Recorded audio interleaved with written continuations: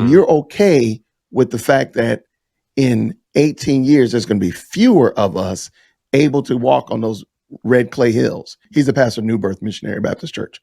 Jamal Bryant is a horrible pastor. He's a Morehouse graduate, just like myself. No, I mean, he teaches a false gospel. That's there. That's evident and proof. And if you want a perfect example, him speaking after Roe v. Wade was overturned. If you want a really good example of Jamal Bryant just being because not only did he stand up in his church and say, the overturn of Roe v. Wade is horrible. 33% more black babies are going to die because you can't munch up your babies in the womb. I saw that. I'm like, okay. And then the dude gets up there and what does he do? He does a baby dedication.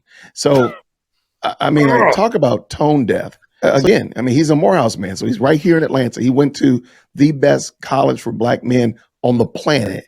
And you're okay with the fact that in 18 years, there's going to be fewer of us able to walk on those red clay hills. There's going to be fewer of us singing Dear Old Morehouse in 22 years. You're okay with that. You're okay that there's going to be fewer of our sisters walking through that ivory arch. That you're okay with that, Mr. Bryant. You're okay with that, Mr. Dewey Smith. You're okay with that, Stacy and Raphael. You're okay with the fact that there's going to be fewer of us there at our alma mater, the schools that we love. There's going to be fewer of us there because of your policies, your ideas, and your pushings. You're okay with that? Really? You're really okay with that? Because what's going to happen is this is what's going to happen.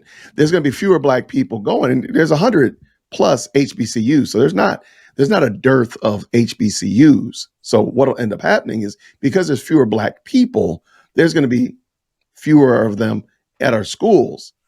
And so what'll end up happening is our HBCUs, historically black colleges and universities, you all will have to start taking and deliberately reaching out to students that are not black.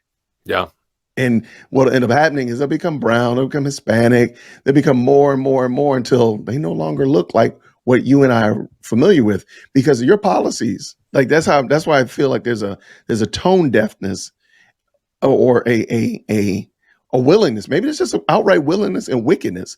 I'm trying to give them the benefit. I know that I'm trying to be too gracious, but there's a willingness to miss the very clear and obvious pile that's sitting right in front of you to try to look around it and pretend like it's not there. Like, no, man, if we kill our babies, there's going to be fewer of us, Morehouse men and Spelman women. That's good. That's a fact.